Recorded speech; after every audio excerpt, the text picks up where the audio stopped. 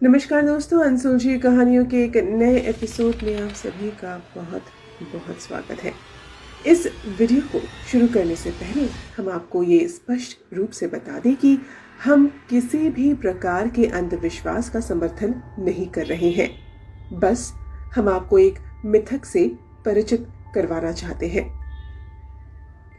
दोस्तों, जादू टोना और डायनों के किस्से सुनने को मिलते हैं। आज हम आपको एक ऐसे ही गांव की कहानी सुनाने जा रहे हैं जिसके बारे में माना जाता है कि आज से करीब 500 साल पहले काले जादू के बल पर औरतों के डायन बनने की शुरुआत यहीं से हुई थी। पूरे भारत में, विशेषकर बिहार, छत्तीसगढ़ और झारखंड में डायन के नाम पर कमजोर महिलाओं पर बहुत जुल्म किए जाते हैं। कई मामलों में तो गांव वालों द्वारा डायनों को मार भी दिया जाता है। महाराष्ट्र के लातूर जिले में स्थित हारांगुल गांव ही है वो खास गांव जहां के बारे में माना जाता है कि यहीं से काले जादू की सबसे क्लिष्ट और खतरनाक परंपरा डायन प्रथा की शुरुआत हुई थी। वैसे तो इस मामले में बंगाल के काले जादू का भी उल्लेख मिलता है, मगर माना जाता है कि डायन प्रथा की वास्तविक शुरुआत इसी गांव से हुई थी। ऐसा कहा जाता है कि 15वीं शताब्दी में पहली बार ये प्रथा इस गांव में शुरू हुई। तब से लेकर आज तक कोई चैन से नहीं सो पाया। दरअसल डायन प्रथा के यहाँ शुरू होने से काले जादू के बल पर आम महिलाओं के डायन में परिवर्तित हो जाने के बाद इस गांव की पहचान हमेशा हमेशा के लिए बदल गई। पहले एक महिला डायन बनी, फिर कुछ और देखते ही देखते गांव में डायनों की टोली का निवास हो गया।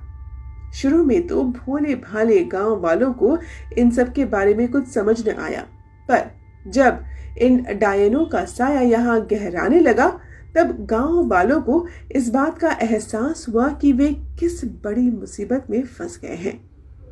डायनों ने अब शिकार करना शुरू कर दिया। पहले तो उन्होंने अपने घरों को निशाना बनाया, फिर देखते देखते पूरे गांव को ही उन्होंने अपनी गिरफ्त में ले लिया। डायनों का प्रकोप भी धीरे धीरे बढ़ने लगा। अब तक जो काम छुप छुपाकर रात के अंधेरे में हो रहा था, वो अब दिन के उजालों में बादस्तूर जारी हो गया। गांव में दुखों का पहाड़ टूट गया। एक दिन गांव वालों को समझ आ गया कि इस तरह डरने से कुछ हासिल नहीं होगा, इसलिए वो डायनों का सामना करने के लिए तैयार हो गए।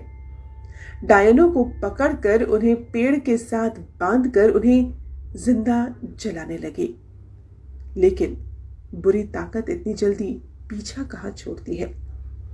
मरते मरते डायने ये कहकर गई कि वे वापस जरूर आएंगी और अपना बदला लेंगी।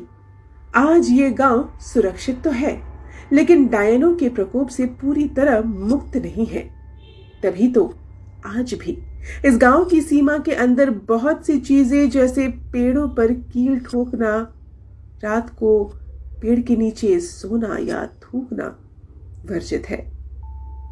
महाराष्ट्र के इस गांव में आज भी मान्यता है कि रात में इन डायनों की आत्माएं लोगों को आकर्षित करने की कोशिश करती हैं। अब वे पहले जितनी ताकतवर तो नहीं रही कि सीधे तौर पर किसी को नुकसान पहुंचा सके, पर जो कोई भी इनके द्वारा डाले गए डोरे में फंस जाता है, उसका बड़ा ही बुरा हर्ष होता है। इस गांव की इन्हीं खासियतों की वजह से यहाँ की डायनों पर कई टीवी सीरियल भी बन चुके हैं। वैसे जैसा कि आपको कहा कि ये एपिसोड इस एक मिथक से आपको परिचित करवाने के लिए है। असलियत क्या है ये तो शायद ही भगवान या फिर खुद वहां के लोग जानते होंगे। बहरहाल, कहानी अगर रोचक लगी हो आपको तो लाइक, शेयर और कमेंट जरूर करें। हमें आपके कमेंट्स का इंतजार जरूर रहेगा।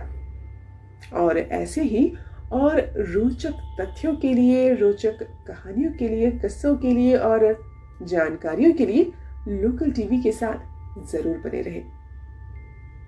अगले एपिसोड में वापस मिलूंगी।